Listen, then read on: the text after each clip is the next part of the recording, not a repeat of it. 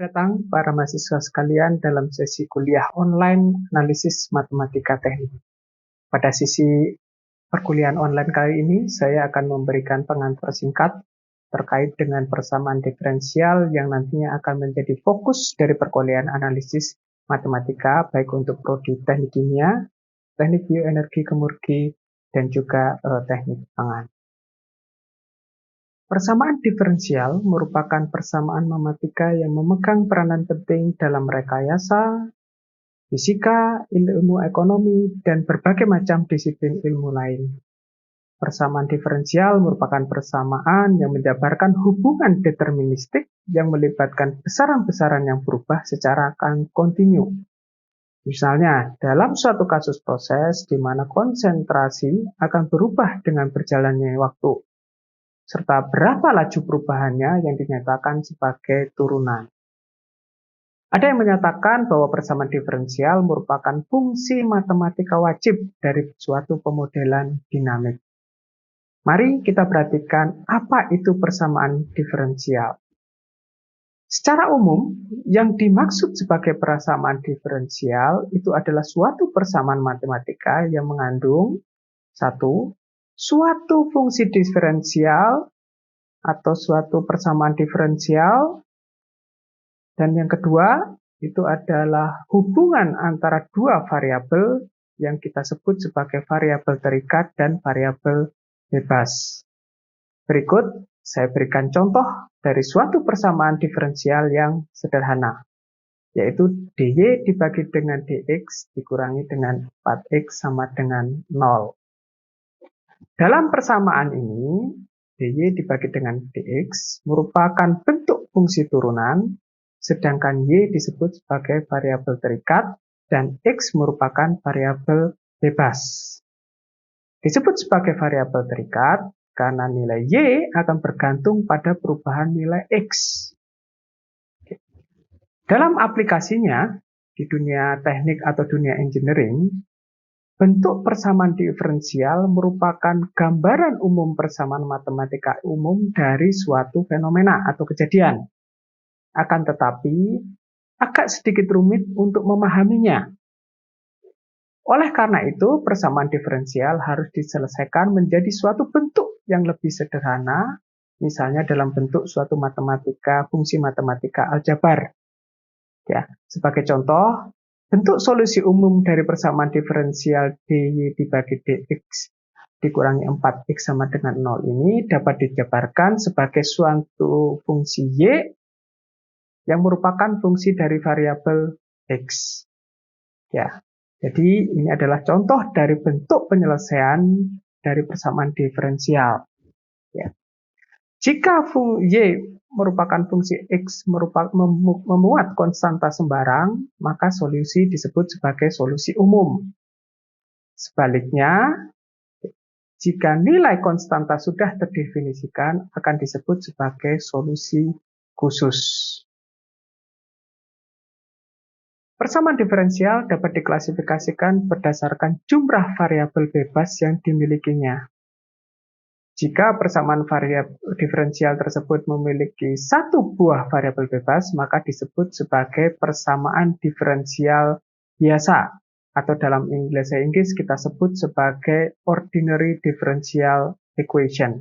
Ya, di sini saya berikan contohnya, itu adalah d kuadrat y dibagi dengan dx kuadrat ditambah dengan 4 dy dx ditambah 4y itu adalah sama dengan 0. Di sini kita memiliki satu buah variabel terikat yaitu y dan satu buah variabel bebas yaitu x. Apabila terdapat lebih dari satu variabel bebas, ya seperti contoh di bawah ini, ya maka ini akan disebut sebagai persamaan diferensial parsial. Nah, pertanyaannya, kenapa kita perlu melakukan klasifikasi terhadap persamaan diferensial ini? Tak lain tak bukan adalah untuk mempermudah kita dalam mencari solusi dari persamaan diferensial yang nantinya akan kita hadapi. Untuk perkuliahan analisis matematika ini, kita akan membatasi penyelesaian analitik untuk persamaan diferensial biasa saja. Ya. Dalam segmen-segmen video selanjutnya akan dibahas bagaimana metode solusi penyelesaian persamaan diferensial biasa mulai dari orde 1 hingga orde tinggi. Selain dilihat dari jumlah variabel bebasnya, persamaan diferensial juga dapat kita klasifikasikan berdasarkan orde atau tingkatan tertinggi yang dimiliki oleh suatu persamaan diferensial. Umumnya, klasifikasi ini akan membagi persamaan diferensial menjadi 3 tingkatan. Yaitu yang pertama, itu adalah parsial diferensial orde 1, kemudian persamaan diferensial orde 2, dan persamaan diferensial orde tinggi. Ini adalah contoh untuk persamaan diferensial orde 1, di mana kalau kita melihat dalam persamaan ini, ya, nilai dy bagi dengan dx atau turunannya itu adalah memiliki pangkat atau orde hanya 1. Sedangkan untuk persamaan diferensial orde 2, ya, kita lihat di sini, tingkatan atau orde dari persamaan diferensialnya itu adalah 2. Dan untuk persamaan diferensial orde tinggi, gitu ya, nilai orde atau tingkatan dari diferensialnya itu lebih daripada atau 2. Dalam kasus ini kita berikan contohnya itu adalah 3. Secara umum, bentuk dari persamaan diferensial biasa untuk orde n dapat dituliskan sebagai rumusan matematika berikut. Apabila koefisien H hanya merupakan koefisien yang merupakan fungsi variabel bebas, di mana dalam kasus ini kita memiliki variabel bebasnya itu adalah X, maka persamaan ini disebut sebagai persamaan diferensial linier orde n. Dalam banyak kasus, persamaan diferensial linier adalah merupakan bentuk persamaan yang masih memungkinkan kita untuk mendapatkan solusi secara analitik. Untuk bentuk persamaan diferensial non-linier, umumnya metode yang termudah untuk menyelesaikannya adalah dengan menggunakan metode hampiran. Misalnya contohnya itu adalah penyelesaian dengan menggunakan metode numerik.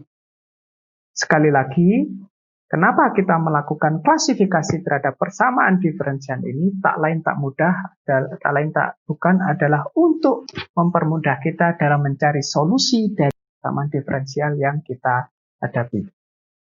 Cukup sekian untuk sesi presentasi terkait dengan pengantar persamaan diferensial.